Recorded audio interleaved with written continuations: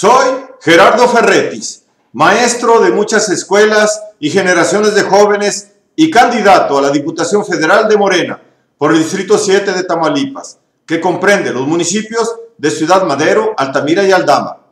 Esta es la lectura de México subordinado, la subordinación en la etapa neoliberal, escrita por el maestro Alejandro Mora Gallardo. México subordinado, la subordinación en la etapa neoliberal, parte 3.12. Hacia 1984, hacia el advenimiento de los hermanos grandes. Desde que López Portillo era candidato a la presidencia, la CIA trató de colocar agentes en su equipo. Era junio del 76 cuando Manuel Buendía publica un artículo en el que muestra haber detectado la estrategia de la CIA en lo referente al petróleo recién descubierto en México. Se trataba de hacer parecer que México nadaba en petróleo, creando las expectativas de estar por ser una potencia petrolera, el país número 2 en riqueza petrolera. Así que, mexicanos, dispóngase a vivir en la abundancia. Tienen cuenta abierta en los grandes bancos. Después, López Portillo y todo el país caerían en la cuenta de lo que significaba administrar la abundancia. Vale el espacio contar lo escrito por Manuel Buendía en ese principio del auge. Conocedores de ser un pueblo manirroto e impredecor, la inteligencia yanqui sabe lo que hemos dilapidado y cuáles son nuestras debilidades políticas, lo que aprovechan concienzudamente para llevarnos como de la gamarra a un despeñadero. Para ellos, cabe dentro de lo posible, si nos envuelven otro poco en su propaganda, que acabemos por tomar la existencia del petróleo como una cuenta bancaria contra la que podemos girar cheques porque es inagotable. Simultáneamente estaríamos aumentando ya nuestra escalofriante deuda exterior, bajo el cálculo alegre de que con el petróleo se paga cualquier cosa, a un plazo no muy corto, pero tampoco demasiado largo. Estaríamos envueltos en problemas económicos de tal magnitud que nuestras presiones sociales internas estallarían sin remedio. Entonces, los Estados Unidos tendrían preparado para instaurarse en México un gobierno según el modelo de los países del Cono Sur. Aunque no sería el caso de esto último, dado que el neoliberalismo que se advendría haría innecesario el gorilato. Lo demás es el caso ocurrido. Y si Carlos Monsiváis decía que en México había nacido una generación de pro-norteamericanos, Manuel Buendía nos cuenta en dónde se preparaba venturosos ejecutivos para venir a civilizarnos. En una escuela ubicada en Phoenix, Arizona, la Escuela Norteamericana de Administración para Profesionales, ENAIP, una escuela de prestigio que no tenía problema para colocar a sus egresados. A la fecha, 10,000 hombres y mujeres egresados de esa escuela se encuentran en 109 países, ocupando puestos claves en unas 2,000 compañías de las de mayor prestigio internacional. Estos egresados de la ENAIP desempeñan puestos de presidentes de bancos, gerentes de industria, contadores en jefe e incluso presidentes de consejos administrativos. Es decir, un ejército de ejecutivos bien preparados para hacer funcionar debidamente la economía mundo capitalista, a favor del empresariado transnacional, cabría agregar. En ella se graduaban ciudadanos estadounidenses muy bien capacitados en el arte del engaño y la insidia, pero sobre todo duchos en hacer cuentas, aptos para ser calificados potenciales agentes de la CIA, ejecutivos pro-yanquis mimetizados en el extranjero, proporcionando la American Way of Life. Pero por supuesto que la escuela también admitía estudiantes venidos del extranjero, sí, a graduarse de vendepatrias e incondicionales agradecidos, los que regresan a sus lugares de origen convertidos en ejecutivos al servicio de líderes empresariales, promoviendo el desarrollo del tercer mundo.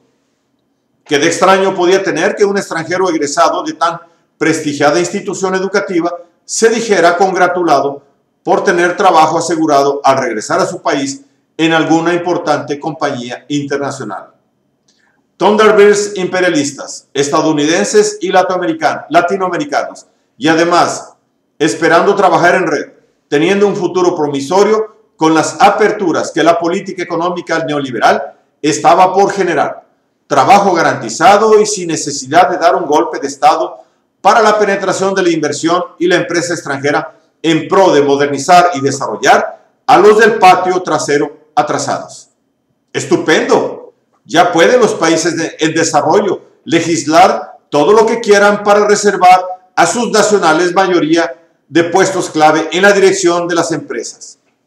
Los Estados Unidos se encargarán de formar en la ENAIP a todos los nativos que le envíen, para que, como dice la gente de la CIA en México, se vuelvan adalides del estilo norteamericano de hacer las cosas. Pero lo peor del caso radica en que habría no solo ejecutivos y empresarios cipayos de la nueva ola neoliberal neocolonial, al lado de los Chicago Boys, tecnócratas ubicados en altos cargos de empresas y secretarías de Estado. Lo peor del caso es el advenimiento de los presidentes doctorados en Harvard y en Yale, garantía del edicto neoliberal. La política externa emprendida por López Portillo fue en buena medida similar a la de Luis Echeverría, otro candil de la calle y oscuridad de la casa. Pero el apoyo diplomático prestado a las guerrillas independentistas centroamericanas fue la actividad de esta política externa que más disgusto causó a los reaccionarios reaganistas. Para cuando al interior de México la sinfonía terrorista de la derecha iba en franco incremento, de lo cual seguía dando cuenta Manuel Buendía, que opusdeístas inquietos por la muerte del dictador Franco y el paso a la democracia española les pone activos en México, procediendo a cerrar filas, lo mismo que a ir en santa procesión al Cerro del Cubilete a llenarse de energías para una imaginaria cruzada que habrían de emprender contra los comunistas que amenazaban de poner la democracia, la libertad y el catecismo.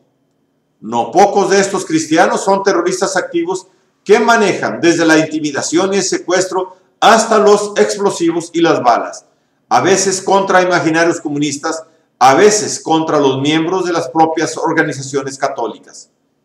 De Italia llegaban informes de que grupos neofascistas tenían vínculos con grupos ultras en México. Amenaza latente, presión para garantizar el giro hacia la derecha. ¿Y quién mejor que los tecos, aquí en México, para secundar a aquellos? Por aquel entonces su activismo era notable y sus relaciones con la derecha extranjera inocultables y envidiables. Poco antes de mayo del 76, un prominente dirigente de un banco interamericano que venía de visitar a Pinochet hizo escala en Guadalajara para apadrinar a una nueva generación de tecos. Para nadie es un secreto que el jefe de relaciones públicas de ese banco, en Washington, es un prominente teco, sobrino del Führer de la UAG. No se dirán nombres, pero sí que instituciones que están para qué. La CIA tenía en México un gran grupo de cobertura, interesados tanto en el permanente hostigamiento a Cuba como en entrometerse en Centroamérica actuando en contra de los insurgentes, mientras que el principal objetivo perseguido en México era ejercer presión tendiente a ir estableciendo las condiciones para un cambio de modelo pro-empresarial, borrando al Estado interventor en la economía. Para fines de 1976, un elemento de la embajada estadounidense y representante de la American Chamber of Commerce of Mexico se hacía notar con declaraciones en los diarios de la capital, justo cuando la economía mexicana estaba en problemas. El propósito de las declaraciones efectuadas no era otro, sino el de hacer advertencias, amenazas, sobre lo que nos podía pasar si el gobierno de México y demás empresas no optaban por beneficiar los intereses norteamericanos.